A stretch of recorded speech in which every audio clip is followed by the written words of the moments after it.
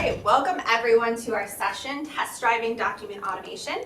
I am Jessica Frank, A2J Author's Project Manager. With me today is John Mayer, CALI's Executive Director, and we're going to walk you through a quick, paced, and riveting explanation of the power of document automation, specifically CALI's A2J Author open source document assembly tool, and how we are using it to attack the access to justice crisis. So here's our plan. It's ambitious for 45 minutes, particularly as in the end, hopefully we'll give you a chance to log into A2J Author and try things out. I don't usually have 11 agenda items on my presentations, but feel free to look through them. We'll talk through each one. And at the end of the session, we will have time for questions. I did today go with a driving theme to fit the title, Test Driving. And I'm also in, as you heard, the Summer of Barbie motif, so hence the bright colors. So buckle up as we walk through these agenda items. Before I get started or go any further, let me give you a little background on what the impetus was for creating A2J Author and for turning to automated forms as a justice solution. So many of you may be familiar with the troubling statistics and the access to justice crisis, but how do forms play into it? So let's look at some basic stats for a minute. Study after study has shown that there is a civil justice gap. For years, it was roughly 80% of the civil legal needs of the poor were going unmet each year in the US. More troubling, though, is in the most recent study from April of 2022 from the Legal Services Corporation, it's 92% of low-income people are facing at least one legal issue a year that they can't or don't deal with. Statistically, 13.1% of the US population is living under the poverty guidelines. That's roughly 42 million people. If you factor in another 15 to 20% who live near poverty and are likely income eligible for legal aid, that's about 100 million people each year who need legal assistance and often don't get it. And these aren't just traffic tickets either. They are traffic tickets, like in some states we've seen, which lead to imprisonment and large fines. But most often it's life-changing events, child custody changes that don't happen but really need to, domestic violence petitions that don't get filed properly, and then restraining orders aren't issued. It's credit card and medical debt that results in default judgments and docked paychecks. And it's foreclosures or evictions where the landlord doesn't follow the proper procedures and somebody still loses their home. These civil issues are often just about the worst situation that many people are going to find themselves in. Now let's talk about why they're not getting the help they need. So even if people identify their problem as a legal one, and even if they make it to a legal aid, and even if they're income eligible, which the barrier is very low, it's roughly 125% of the federal poverty guidelines. For a family of four, that's like $20,000 a year, $24,000 a year. So those big ifs, even if they make all of that, 50% of the time they're turned away due to a lack of attorney resources. And often it's much worse. Some of our partners that we worked with have reported that they're closer to 25% of the people are being able to be helped, so 75% are being turned away. So with nowhere else to go, these people by necessity become self-represented litigants. One of the most challenging aspects of being a self-represented litigant is the forms. Court forms are written by lawyers for lawyers. They're overly complicated, full of legalese, and often too difficult for self-represented litigants to complete on their own. By design, the forms were meant to be the gatekeepers of the justice system.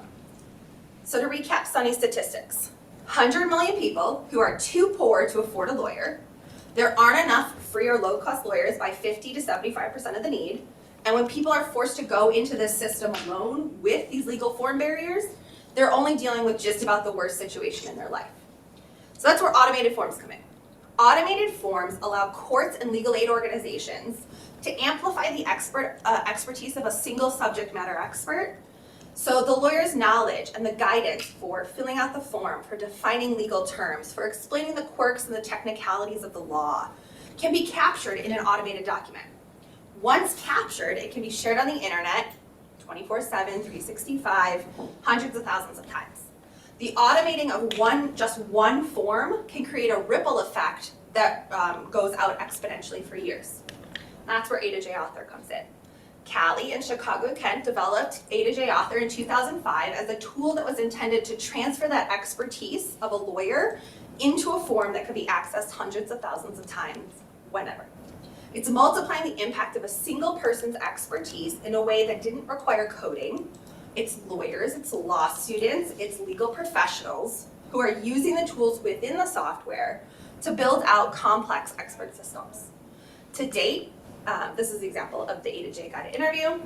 To date, A2J Author interviews called A2J guided interviews have been used more than 7.5 million times by self-represented litigants in 44 states and 4 countries. Let's take a pit stop here and make sure we're all on the same page regarding, so what even is document assembly? Document assembly or document automation, terms are interchangeable, is the process by which the blanks on a form, here most often court forms, are filled out by the end user, answering a series of questions that are posed to them. So the blanks on the form become the fields. The fields hold variables. Both the fields and the variables are in the template. The template then is the automated form. You could build an online forms project just by adding fields and variables. Think fillable PDF, right? But what we're talking about is more than that. It's adding the extra layer, the second component of the interview. So you have the automated template and the interview. The creator of the interview, here, A2J Guided Interviews, takes those variables from the form and builds questions around them. All the user sees, though, are the questions, and none of that back-end variables or templates. The user's answers to the questions are on the left-hand side of the screen, and they are stored in variables, for example, the ones in the middle. Those variables and the user's answers associated with them are stored in what's called an answer file. That answer file, which is just XML, is passed to a server when the end user clicks the Get My Document or Submit button. The server takes that answer file and compiles it with a template. So remember, the template is the blanks on the form turned into fields and overlaid with variables. When the server compiles the assembled document, it basically does a search and replace and replaces the variable name in the template with the user's values stored in that corresponding answer file. To the end user, they don't see any of that work though under the hood. See, car theme under the hood. All they see are the questions in the interview, the Get My Document button, and then their return to completed court form. All right, so let's make sure we have all of our buzzwords here. A2J, the number, and ATJ both stand for access to justice. Oftentimes they're used interchangeably in this space, but number 2J is often shorthand for our trademark, A2J Author. Interview and template, so remember those are the 2 parts of the document assembly project, the front end interview, back end template. DAT is short for the DAT is the document assembly tool. That is our back end tool for building out that template. Author or developer both can be used interchangeably. We here at CALI love the word author, so we are also A2J Author. That's the person who codes the interview and the template. So A2J Author was specifically designed to be front-end friendly and user-friendly for the end user, but also for the author. You don't have to know a programming language to create an A2J guided interview or a complex document assembly package. It doesn't hurt though if you do, so if you are a coder, feel free to come and join us as well. A2J Guided Interview is our trademark name for the things that A2J Author creates. It can be just a front-end interview. It can be interfaced with another back-end tool, so there's another popular one called Hot Docs that A2J Author is often the front end for. And it can be the complete interview plus the template created by our DAT system. A variable is a mechanism for storing a value. A field is a blank on the template which holds a variable. It's also a mechanism within the software for gathering a user's answer. So there are fields on the template and there are fields in the interview. And then to learn more, I'm going to talk about in the safety and seatbelt section, but it's a mechanism for providing additional information and assistance to the end user at the point in which they're answering that tricky question. All right, so let's talk about what's already on the A2J map. Spoiler alert, it's not that much. So during our 2020 COVID summer, we had an intern, Alexandra, who was an AT letter J fellow, do a survey of the top 25 automated forms on our partner Law Help Interactive site. These top 25 forms were the ones that were most used by self-represented litigants in the past year. Once she found the top 25 forms, she went back and looked state by state whether those states had those forms. Unfortunately, there's a lot of red in my screenshot, So you can see that the vast majority of these forms were not even fillable PDFs. This baseline of 25 forms is really the bare minimum that each state should have in their online forms catalog, but they don't. So they are forms like protection orders, fee waivers, uncontested divorce, name changes, custody or support modifications, relatively simple legal matters that can be huge barriers to those that 100 million people who need legal assistance each year. So seeing what was actually automated and how much impact that can have of the 7.5 million runs that we've already had, we have about 1,000 automated forms in the past 20 years and producing that 7.5 million. Do you think, though, that if every state had this catalog of 25 forms, the impact would be astronomical? You could assume that you'd have several million people each year accessing these forms. John likes to call these the low-hanging fruit projects, so we are really shooting for what is the bare minimum, the baseline for what should be automated in every state. And so there's a lot of open road that's still ready for automation. Oh. Wait, go back. These are the different forms that were automated. There's 130 of the top 25 in all 50 states that were A2J. There were 471 of those top forms that had no automation in any state or in variations of the 50 states. So can you go back one more? Yeah. So we're green in this picture? Yes. Got it. Still green on this one too. With the work that has been done, though, we have several cheering fans. So with the power, one of the power users of A2J Author, both in terms of how long they've been doing it and how many people each year are running A2J guided interviews, are the New York courts. So their forms are called DIY forms. The New York State DIY forms, they use A2J Author and another tool, Hot Docs, for their back end. They've been working with us since 2007. So I did a presentation with their developer in April, and she was talking about how different the world was in 2007. So her examples were that Bob Barker was still the host of The Price is Right. The Sopranos' final episode had just aired. And the first iPhone was released for sale in the year in which the New York court started. They did 1,500 assemblies each year, or that year. Since then, they have over they've had 1.5 million assemblies, and they run an average of 125,000 guided interviews each year. They have a catalog now of about 21 court forms. So even New York, who's doing 125,000 a year, still isn't at that baseline. They've also asked for user feedback, though, since 2009, and so this is invaluable to them and to us. They have a survey that prints out with every one of their automated forms that asks the end user a series of multiple questions about their interaction with the software, their interaction with the court system. Then there's a blank at the end that says, anything else you want to tell us about? And it's an open text box for them to handwrite in. This is filed when people file their legal documents. They turn in the survey, the clerk puts it into their internal court management system. Since 2009, they've gotten 14,000 handwritten comments.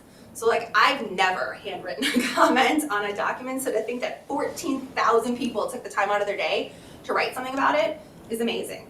It's even more amazing because we had an intern a few years ago look at those and catalog them, whether they were related to the software or not, positive, negative.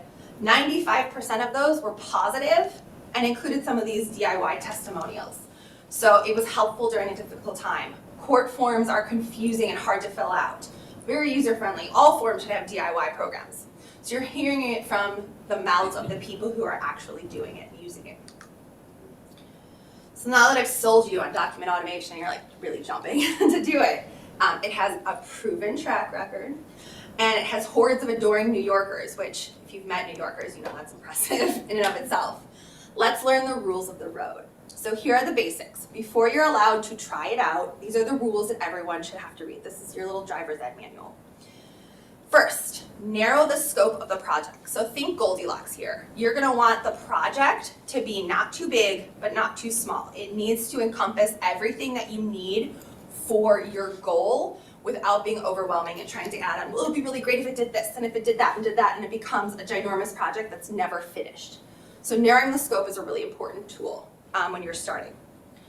So for example, it's a small screenshot, but let's pretend I want to automate all of the forms needed to start a divorce in the jurisdiction of A2J Author land. So start a divorce, not complete a divorce, not do anything crazy. I just want to help someone start a divorce.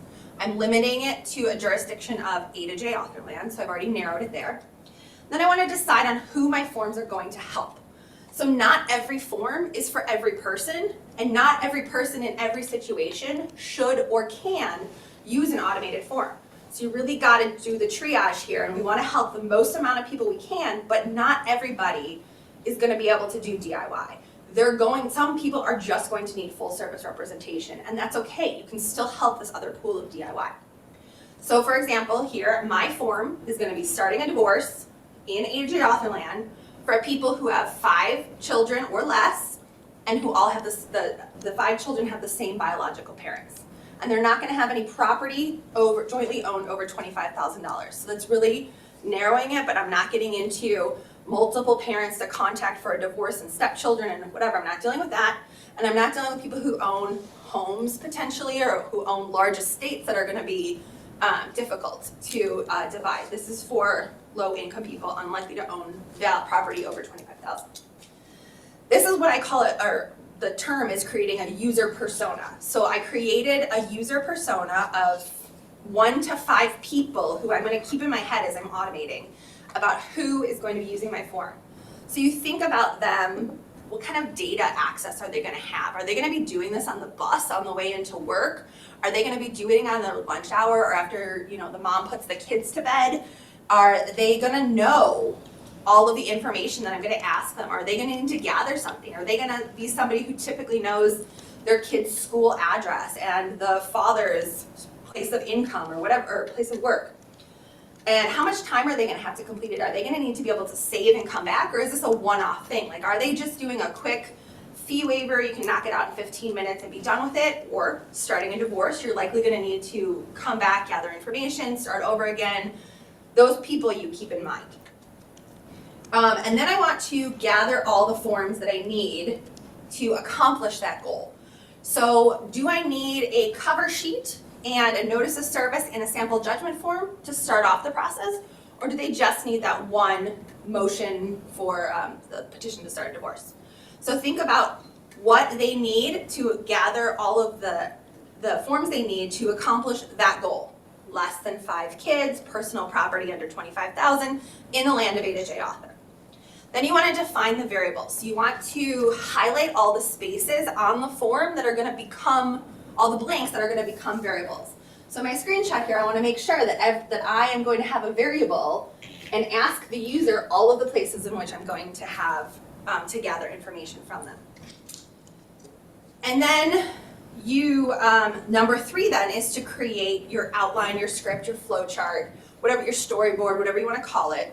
But a storyboard is an important part of the process for creating pro se friendly A2J guided interviews. The storyboard helps you prepare for authoring by organizing your questions and your steps, the variables you're going to need to associate with each one of those questions. It helps you review your interview questions for plain language before actually moving into the software. So this is all work that happens before you create an account on a2jauthor.org and log in. This is what you should be doing to prepare for the work of automation. So you want to make a list of all the questions you need. There's 2 examples. So I have an outline and I have a flow chart, a process map, whatever you want to call it, a visual representation of the same sort of content. So in my outline, I have it broken down very law school-like. I'm the outline kind of person. I like to see it all in different sections with the text, but a lot of people like to see the pictures in the different colors. Each color is a different step, and how they flow and connect to each other. So there's just different ways that you can handle that. You also want to group information. So you can see here by the different colors in the flowchart one that there are different steps or different sections of the interview. A paper form might have spouse's information on page 7, on page 14, on page 3, like it's all over the place. That's not the best way to ask people those questions. So it's the power of document automation. You don't have to follow the form. You're the boss. And so you can group all of the children questions together, all of the property questions together, all of the spouse questions together, and ask them in whatever order makes sense for the end user. You also want to think about any qualification questions. So anything that's going to kick an end user out, you don't want to save that for the end. You're not like making them go through 60 minutes of filling out a form. to be like, oops, you actually have 6 kids, or oops, you're in the wrong jurisdiction. Get anything that's going to eliminate them or disqualify them out in the beginning of the interview. Step 4 then, or rule number 4, is to edit for plain language. An important part of drafting your interview is plain language. So we recommend shooting for a 5th grade reading level for your interview. So you can see the grade level of your interview by creating your guided interview and running a report. The report will show you the Flesch-Kincaid and the Cole-Lauman score for your text by chunk of text and also by the interview as a whole. If you're interested in learning more about plain language, this is just a screenshot from the video of our training on it. You can check out our YouTube channel, youtube.com/A2J Author, and search for our plain language course, our plain language video. It's an oldie but a goodie. It has 10,000 views on YouTube, so it's practically viral in terms of document automation and legal education. All right, so get behind the wheel, start your engines. If you want to, you can go to a2jauthor.org, and under the author tab, you can start the process of creating your account. I thought I was going to have our backend developer here to help approve accounts, so I will be approving accounts afterwards. But yeah, so that's our website. That's where all the authoring happens. So one of the great things about A2J Author is that we try to allow you as authors to create your interviews in a variety of ways. We give authors the freedom to create powerful tools, but hopefully in a way that's accessible to those of you who aren't programmers. And so we have traditional question design or question editing here. It lays out the interview, it allows you to customize question text and the learn mores, which again I'll talk about in a second. Design your fields, add conditional logic, all of that. But those of you that prefer visual representation of your interview, we have the map tool. Like the editor I just showed, you have full editing privileges for the interview, but this lets you drag and drop and quickly add components to draw out that process map, sort of. If you wanted to create your flowchart in the software, we give you this ability as well. And the template editor is just as straightforward. This is an example of a PDF template, so it's an existing court form in A2J Authorland that I uploaded. I'm going to create the fields, which are going to hold the variables. So everywhere there's a blank, I'm just going to double click on it and a field will magically appear in there. And then I'm going to drag and drop variables into it and just select which ones are the correct one for username, date, address, that kind of thing. We also allow for multiple templates within, or multiple pages within a document, a single template. You can have multiple templates within an interview. So if you do need that cover sheet, that motion, the sample judgment, the notice, whatever you need for that process, all of those can be separate templates within a singular interview. And they can conditionally insert. So if somebody has kids, they need to do X process in addition to whatever the general process is. You can add that as a template as well.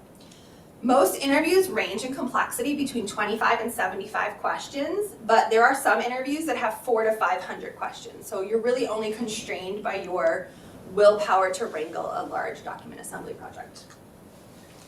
So I've been teasing it a lot there with learn more. So here is the magic of A2J Author that comes with our special seatbelts and safety features for self-represented litigants.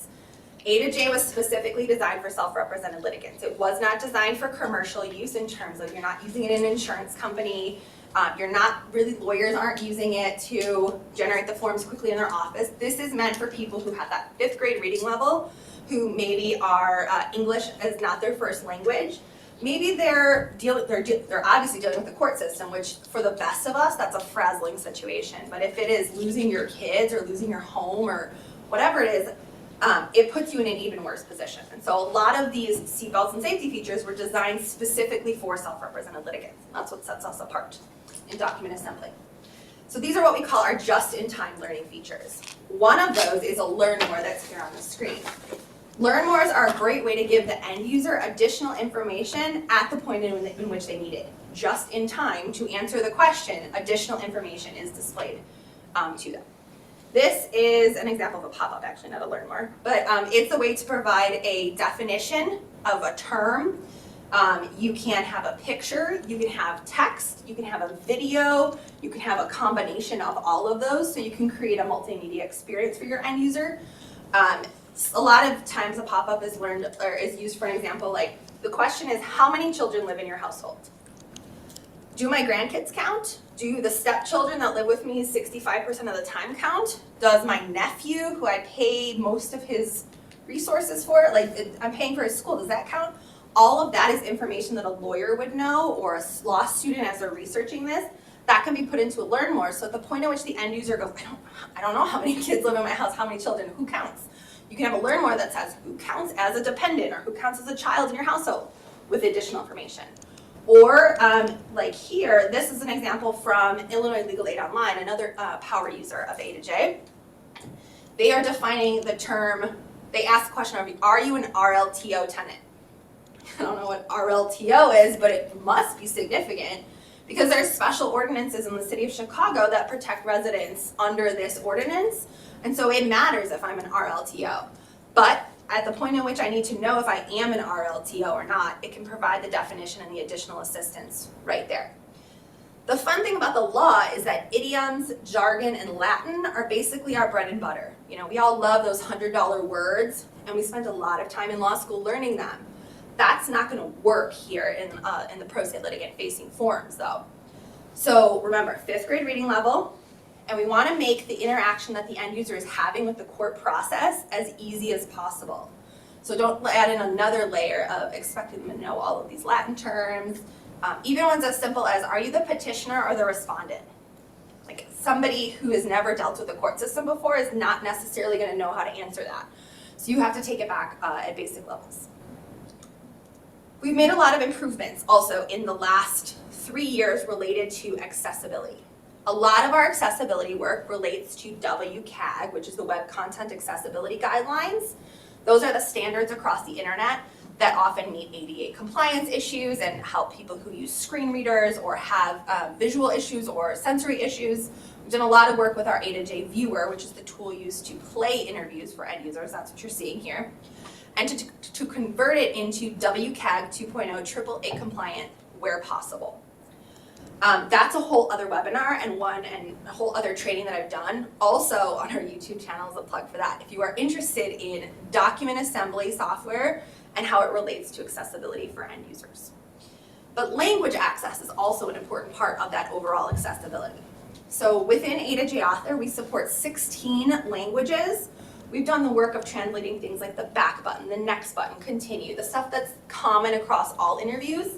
But we really believe that authors should provide the content. We're not automatically translating everything because that's big in the legal aid tech space that people who are fluent in the language or professional translators are the ones who should be doing that, not machine translations for things like the law.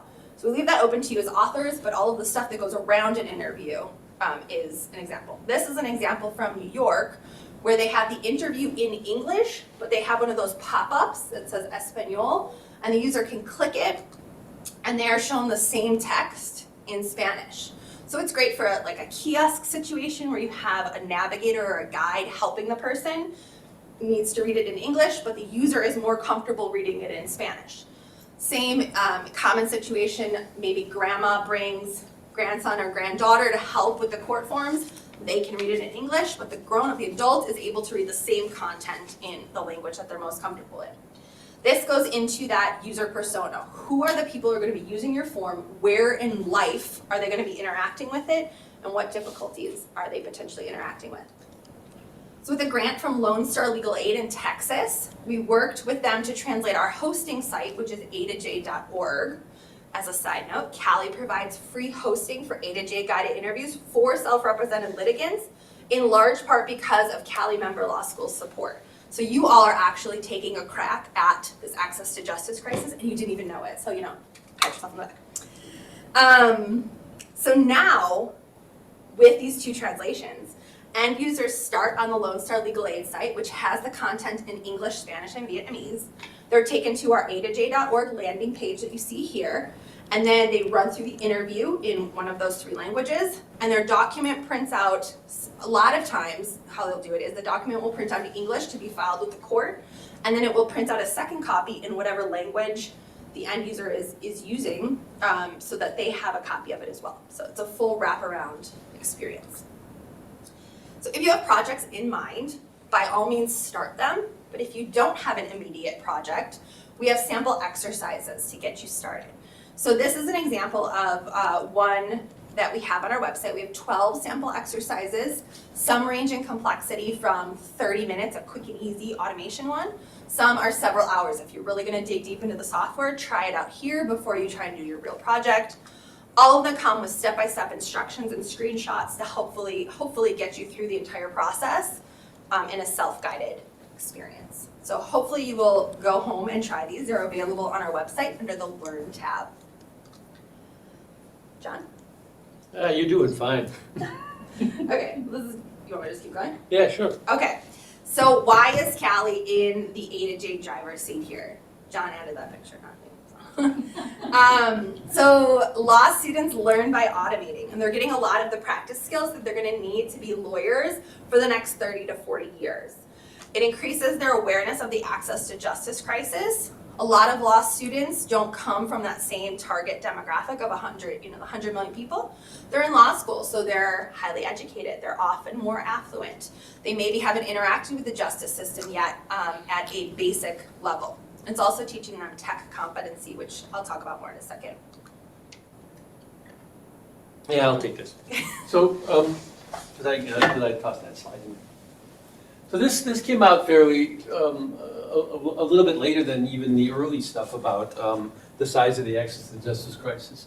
92% of Americans do not get any or enough legal help for low-income Americans do not get any or enough legal help for 92% of their substantial civil legal problems. This is a hard number to even believe in some ways because it just sounds like insanely gigantic. And it's hard to dive into the surveys underneath this, and there's all kinds of questions you can ask about it. But there's no question that all the surveys say there's an awful lot of unmet need going on out there, and it's not getting better, it's getting worse. LSC's funding is flat from the 1970s, and that's at the same time that the population has grown 30%. So LSC's funding is actually like down 30% or whatever that would be if you did the math. And I'm not saying that automating forms is going to solve all of our problems, but we do know that automating forms does help. It's proven. We have a tool that makes it relatively inexpensive to do, and we do know that we can make this available to hundreds or thousands or even millions of people. So it's to me like a no-brainer. If it works and it helps, you should do that. To the extent that you can. That's all I gotta say. So let's talk about the law schools that already have done A2J Author courses. So we've been doing courses related to access to justice and technology starting at Chicago Kent in 2009 because CALI is also based out of that law school, and that's where I started from. And so we've been teaching the courses there every year since 2009. We've also had an additional 25 law schools that have taught some version of an A2J Author course. John and I regularly speak each fall or spring semester, either on a course that is similar to the Chicago Kent one, where it is immersing, they are automating a real life form, they're partnering with a court or a legal aid organization to be the tech savvy student, and the legal aid and the court organization provides the subject matter expert. And so there's benefit for the students with exposure to a legal aid or a court that they might want to go work for to make that connection. And there's benefit for the organization because they get a tech-savvy law student to do 90% of the work of automating a form for them in 14 weeks. Some schools do it as part of a larger survey course on technology. So we come in and we talk about how access to justice is being attacked through technology similar to today. But it's in a larger, there's e-filing, there's ChatGPT, there's all kinds of AI. It's in a larger survey course. We've done dips into this as lawyering skills, which I'll talk about in a second about the different skills they get. But it's overall part of being a lawyer. You should have exposure to self-represented litigants. You should have exposure to the access to justice crisis. Even if you're going to go work at a corporate law firm in New York City, it doesn't matter. You should still have the ability to do that. If you're looking at it on a tech side, you still should have the ability, even if you're not going to be a lawyer programmer, to know about tech and to talk tech to the people in which you're buying it from or using it, to make sure that you know how to redact things. You know what client information is being shared. You know what server it's being hosted on. What country is it in? Where, you know what the cloud means. All of those are basics of being a professional in modern legal practice. So just as we had the feedback from the end users, we have feedback from the law students, and this is what they've talked about in the end of class surveys they've written about the software, or about their interaction. So it's helping them to channel their passion for advocacy and public interest into a practical tech aspect. So they didn't know that they could combine their love for wanting to be a public interest lawyer with tech that they're also interested too. They love discussions about the ethics of what's legal advice versus what's legal information. How much is telling someone what they should do versus what they can do. So there's a lot of don't step over that line, but is it First Amendment? Am I automating, like, is this free speech? Is this like a book? Is it like something like AI? Where is the line? So there's a lot of that can come in document automation. Yeah. Can we take that as an opportunity to engage the audience a little bit? Sure. My sense of things is that it's gotten more permissive, or the when we started this, almost 20 years ago, the advice guidance lines were fairly bright, and we worried about being sued. And I used to make jokes about how LegalZoom was like Jupiter. It would attract all the lawsuits in the solar system, and so nobody would bother to sue a small nonprofit doing legal aid work or something like that. Plus, we were protected by the fact that our guided interviews were written by actual lawyers who would be willing to stand behind them. But today, I just don't sense that there's as much concern, or there's less concern. I won't say there's none. It's not gone away, but there's less. And maybe because of the Arizona and the Utah sandbox projects and things like that. You guys have any thoughts on that? Barbara? There have been a number of court decisions in a number of states that have challenged self-represented. Actually, the people who really breached the barriers on this the most were self-represented prisoners. Oh. Filing habeas petitions. And a jailhouse lawyer who may not have a JD may be a really, really extraordinary lawyer. And so they're helping fellow prisoners.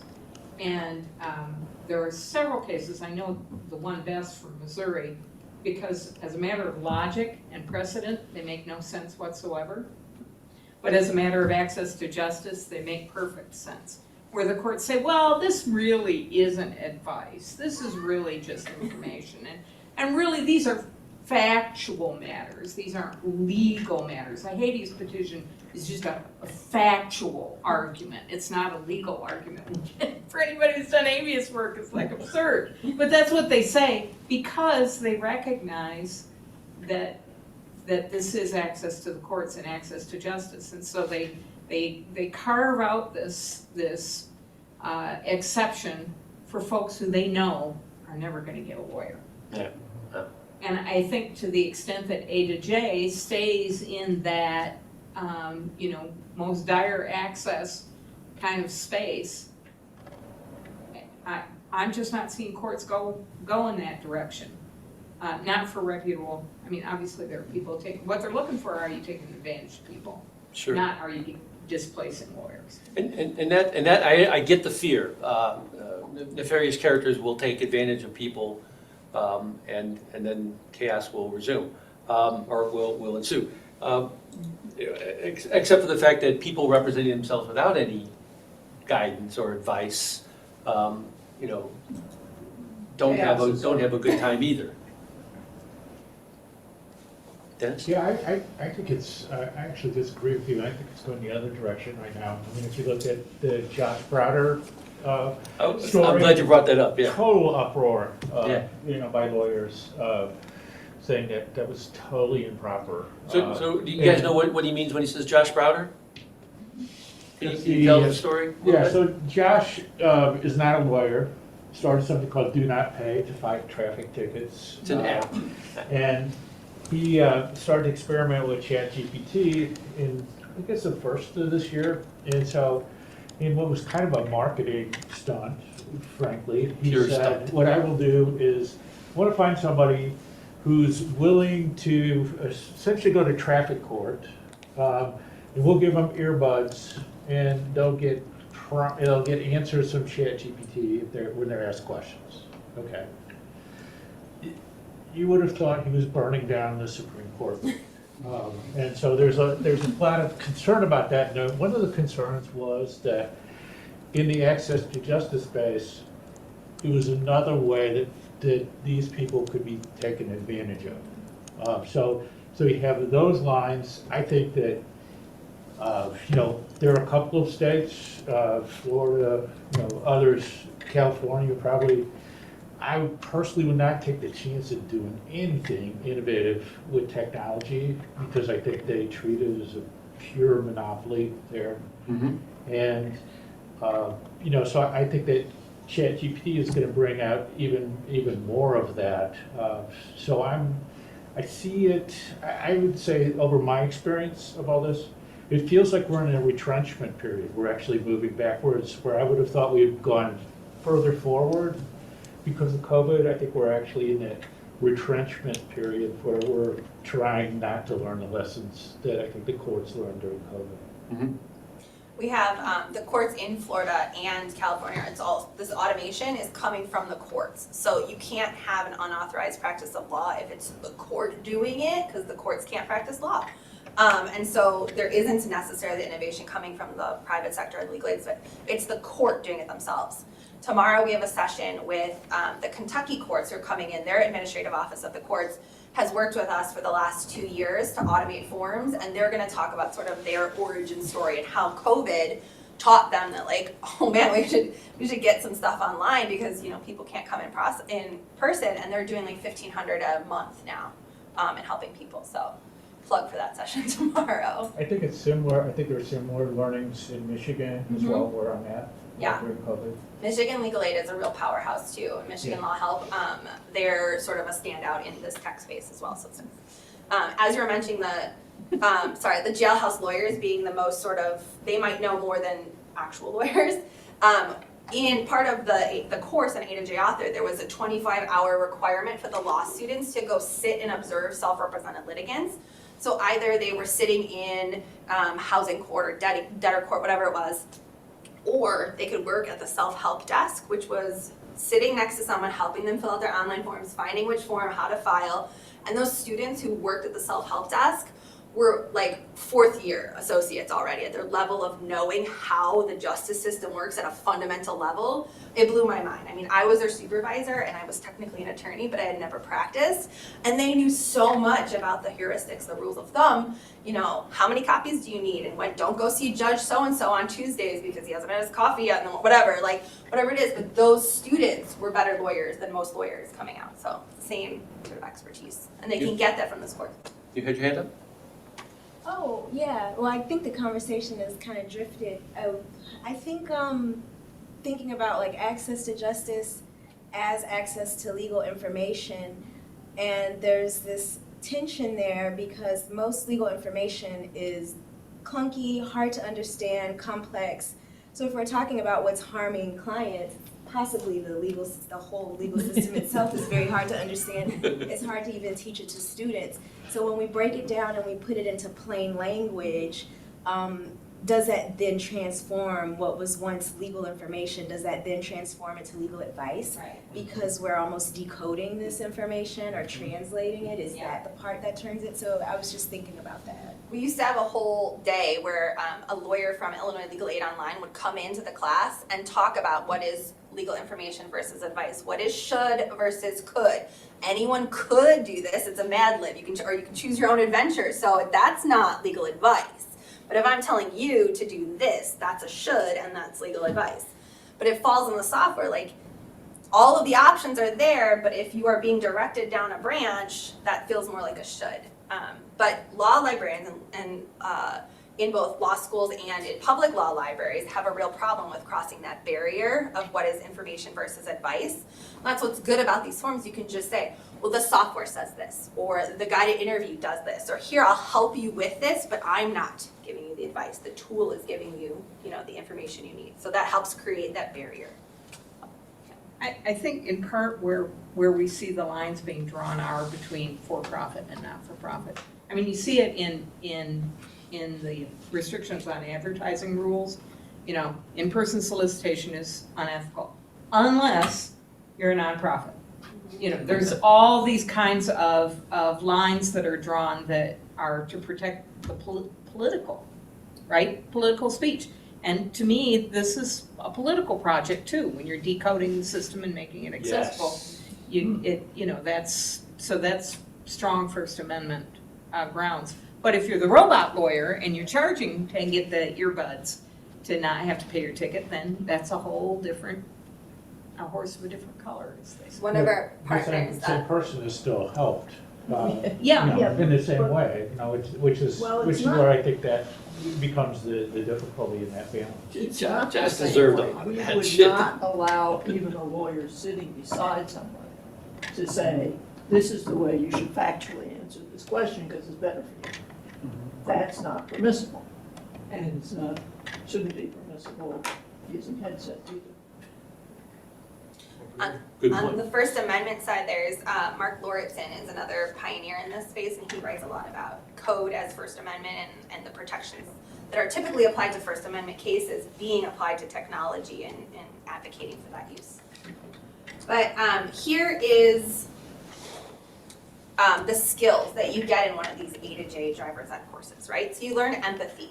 Empathy is not necessarily something that it's not part of the core education of a law student. They might get it if they work in a clinic, if they work in one of the pro bono clinics, that kind of thing.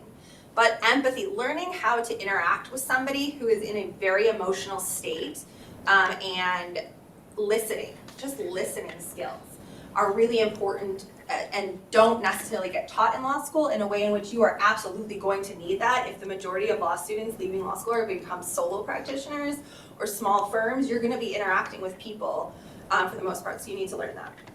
They learn about cooperation. So often these are done in teams, and so you have to learn about working with other people's personality quirks to get a goal accomplished, which maybe they were that star student their whole life and they never had to do group projects. This often teaches them some of those skills. It's the tech competency too, so they don't have to be programmers. Nothing in A2J Author requires you to know Python or JavaScript or anything like that. I've done this for 11 years and I don't know any of those programming languages, but I do know how a server works, and I do know when I push that get my document button, what's happening? Where is this data going? Is it protected? Do I know to ask if it's protected? Do I ask that tech person, like Tobias, who is our backend developer, like, is it encrypted? What does that mean? So there's a lot of things that you can learn about tech that you are going to need to know as a lawyer that in these kind of courses that isn't just necessarily document assembly, it's an overall competency. You learn about those court heuristics, so the rules of thumb. You learn that it's not just the form. A lot of times there is the judge you get assigned to, or the clerk that files your paperwork, what day of the week it is, when the court hours are, how many copies you need, all of those things that teach you how to be a real lawyer beyond law school courses. You get introduced to plain language, so they pay a lot of money to go to law school. They love the fancy words, but you can't use those in everyday conversation, particularly with low literacy clients or self-represented litigants. They do learn document automation, which is a skill that is translating into general business and law. They're not just doing this in self-represented litigants. Document automation should be used in your general practice, wherever you are. And they learn project management. So they have to learn that narrowing of the scope, finding the forms that they need, tailoring it down to a 14-week expectation, dealing with their partners, getting a finished project out. And so that is an important soft skill that is not often taught in law school. All right, so we're sort of beyond the time of actually getting you into A2J, but if you do want to try it out, go to a2jauthor.org, create an account. It's a sort of a back and forth process to make sure we're not getting spam accounts made. So you fill out a form, it pings me, I approve you, you get an email that says you're an author now, and then everything opens up on our website. To all our CALI members, you have access to everything on our training. You have access to me in terms of if you have questions, if you want to teach this to law students, if you want to learn more about it yourself. We have partnered up law schools with legal aid organizations who need projects in the past, and so we can facilitate that. Or if you're interested in learning more about this or doing more with your class, you can reach out to us. So that's my email and John's email. We're both available, and we'll leave time for questions if you have any. Ashley. So I haven't been on the website a lot, but are the forms created also by like law clinic students? Is it only used by attorneys, or are there opportunities for students to hop on here just the same way we are, and create forms? Oh yeah, so they, anybody actually can create it. So A2J Author is open source. Anybody can create it. We are tools themselves, so you can create it on our website, or you can take all the tools and run it on your own system, or open source like that. But anyone can create it. So clinics are tricky though, because basically clinics have an unlimited pool of menial labor to help them. So we initially did what we called the A2J Clinic Project, and we were like, this is gonna be great for clinics. It's gonna help the clinics be more efficient. And then clinicians were like, we don't actually wanna be that efficient. We have 50 law students every semester that are signed up, to help us, and we want them to learn rote document assembly on themselves, or, they're not doing, we don't wanna do e-filing. They're gonna walk to the courthouse and learn how to file the papers. And so it wasn't actually clinicians who were doing it. We do a lot of the survey courses or tech courses. That's what we're diving into a lot. But there have been clinics in the past who've done it, and so this is completely open for anyone. You don't have to do this. You can automate forms for anything. We don't have a restriction on what kind of forms can be automated. If you want to host them on our a2j.org hosting site, they have to be for self-represented litigants. If you want to spin off a business and start charging people, you come talk to us with the licensing, and we will be happy to turn this into $1 billion business too. Yeah. I'm trying to think of ways to incorporate it in legal research instruction. Yeah. We have CALI Author is similar to that. Like if you want to create individualized lessons for law students to use, we have the CALI lessons, and you can also use CALI Author to create your own lessons too. And Sarah can help you with that one. Yeah, you'll definitely want to look at CALI Author. I'll put in a plug for it. I think it'll really open your eyes to and maybe able to do some of the things you want to do. There's sister softwares in the back, and the original ones were both developed by Sam, who is one of our developers. We've sort of split off on the A2J side, but they're very similar on the back. So one of the things I'm looking at is AI and access to justice. Mm-hmm. And so one of the things that you pointed to is something I think that ChatGPT is actually pretty good at, which is this rewrite at a 5th grade level. Mm-hmm. Are you finding that people are starting to experiment with that yet, using this tool? Yeah, so I heard, I talked with somebody who's doing a project for domestic violence petitions and helping people explain their story in a way that was convincing in order to get it. But I think you brought up about how not every case, or like there's some things you shouldn't automate, and that's where I sort of threw up my heckles when they were talking about using AI and experimenting on poor people in a particularly vulnerable situation. Right. That makes me nervous because you don't want to be testing on a population that already is getting kicked. Like, don't kick people who are already down. And so I pushed back when I talked with him about, should you really be doing this on domestic violence petitions? Like, do name changes that are like sort of low level, do credit card debt, like something, and so yeah, I push back on that. Yeah, in my class I use the examples of you might be willing to experiment with raising child support payments, but you would not want to use AI at this point for child custody determination. Yeah. The stakes are too high in this sort of situation. It isn't just like, oh, my neighbor's fence is on my property line. It's like, I may never see my kids again. Like that's, right. Yeah. There has been some discussion about helping make the process of authoring forms faster using like AI and ChatGPT. And so this low-hanging fruit that I talked about at the beginning of, there's literally, thousands of forms that could still be automated in every jurisdiction. Like there's low-hanging fruit there for you. Wouldn't it be great if there was a way to digest the court forms, like strip them from the court's website, because the courts are kind of a pain in the butt sometimes to deal with.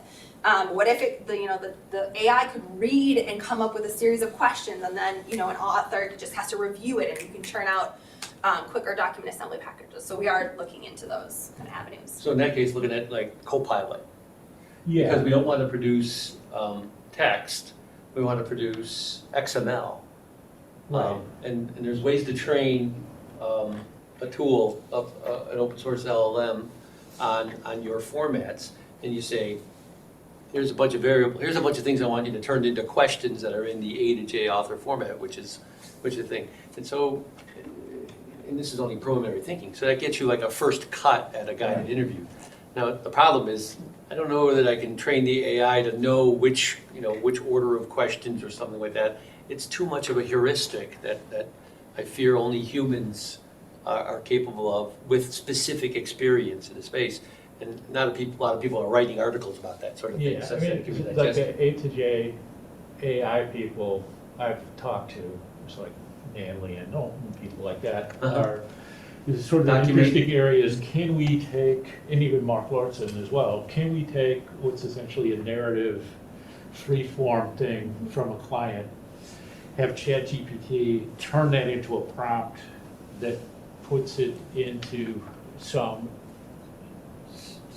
formatting, some approach to that information that is usable as a first cut, right? Yeah. Because that's what AI is good at, is first cuts. That's a lot of what the student navigators were doing, like at the self-help center. They would take this verbal diarrhea, for a better, lack of a better word, and digest it and help people say, like, I know you had a horrible situation. I understand that, this happened in your life. But that's not what this form is asking for, but the people still felt hurt, because that's a lot of, there have been like exit studies from courts. People will lose and still feel like they had an excellent experience in the court system if they were heard instead of railroaded over. Right. And so, yeah, like that sort of taking what, even, a lawyer in a stressful situation, you just spew everything out because you got to get it out so you don't forget anything. That's not, like, ChatGPT could take that and sort of rein it in a bit. Yeah. And in the grammar mistakes and the maybe English isn't their first language and the low literacy, and turn it into something that is digestible by the court system, who's expecting, lawyer-produced documents as well. Any other questions? I guess just a comment. I hate to be so fearful of ChatGPT, but I really am. It just, especially when it comes to the storytelling element and access to justice, oftentimes that's all we have when we're trying to raise awareness for why access to justice is such a big thing. And we know ChatGPT doesn't really have a heart, and we know that its language is robotic. So I worry that using it for storytelling purposes would actually be counterproductive, because sometimes those hiccups, if you're an immigrant and you have an accent and your grammar is not correct, maybe that goes to show why you're having such a hard time with the process. So I just worry that all of the heart is getting taken out of it when we introduce AI to A2J, and maybe I'm more comfortable with something like A2J Author because it's already automated, it's already formed, but with the storytelling, I'm like, whoa. Yeah, I'd be ChatGPT happy, capture that? actually, I'd be happy to talk to you about it, because I've been thinking about that a lot, but I think the issue really becomes that 92% slide. It's like, okay, so there's this sort of perfect thing that we could have, that it's maybe, 0.5% of that 92%? I don't know what it is, but how can we get that number up, and what are the trade-offs that we as a profession are willing to make to do that? Well, I think that's going to change once we shrink the world that GPT is in. ChatGPT is the platform that takes in the entire web. I mean, it's like if we ask ChatGPT what discovery is, we're going to hear all about Christopher Columbus. But in a world of legal, when we put GPT just in that world, it's going to give us an entirely different answer, which is a lot more correct than if we ask it in GPT. So or in ChatGPT. So as we see GPT technology come into platforms, Lexis, Westlaw, I've seen their demo where it's coming, and it's so much better because the world is much smaller that it's in. So we're going to see that high, accuracy level go way up, because we've taken out the world of, in essence, told GPT, forget all of this. These are the only sources you can pull from. And we're gonna see that get better. And one thing with access to justice, are we spending time reinventing the wheel just because we don't know what all the options are? So, and like example before, as we were talking about, well, what if we could gather all the forms and it helps us in a questionnaire? Well, that's just Woodpecker. We already have that software. We already have that existence where we can tell it, I'm filing these 10 documents, and it'll put it in questionnaire format. But is it just, it's not access to justice because they can't afford to go buy Woodpecker. And we're not selling Woodpecker to a pro-per out there. Right. And then if we reinvent it in an A2J, are we now infringing on Woodpecker IP? Are we gonna end up with trademark issues? So explain what Woodpecker is for people that don't know. Woodpecker is a document automation software. It got bought by Clio. So it's kind of an add-in now with Clio. But you gather all the documents, you tell it what forms you're going to file, and it finds all of the fields and puts it into a questionnaire format. So it'll ask, what's your name? You type it once, it enters it in the 20 places that it's at. And Clio is a small and solo practice website, Yeah. definitely not not saying aimed a at pro-per self-represented people litigants. Appropriate, right. They're not gonna sell to a pro because some of this software, it blurs the line of what is practice and what is not. And who gets sued when the software commits malpractice? And what do we do with that? And it's entirely possible, BYU was launching 650, was launching their program for people who get sued in small claims for rent. And they were doing that, and so I was on the board watching all of this, and I went, well, you just committed malpractice, because they forgot the step of challenging whether or not they were properly served. And it was, and now it's going, okay, so if we weren't properly served and your software misses that, who's to blame? Legal defense, Yeah. That's where a And lot how of are the courts going to look at that? Well, that's where a lot of these guided interviews, the subject matter expert is the programmer in the sense that the Right. author is the subject matter expert, or the student is working closely with it. And so that's where we fall back on, and that this would have been the advice that they gave anyway in the situation. And so we have that more closely tied relationship between the subject matter lawyer and the code that's being put into the software. So in essence, does every software programs, do they need to have a practice attorney That willing was to put their thing on hand Yes. that will then With their liability insurance. Right, and then what happens with the liability Yeah. insurance? That's a different question. yeah. So there's so many roadblocks in the way of all of this that everybody shies away because we don't know the answer. My soapbox is that, so this software and document assembly in legal aid, what legal aid doing it was an end run around the fact that the court didn't do it. Right. So my soapbox is always that the court should have been the ones doing it all along, and that legal aid is gonna be focused on the renter, but they're not gonna be focused on the landlord. The landlord might be a grandma with a 2-unit, building, and this is her retirement, and if someone's squatting in it, she has no food, for that. Yeah.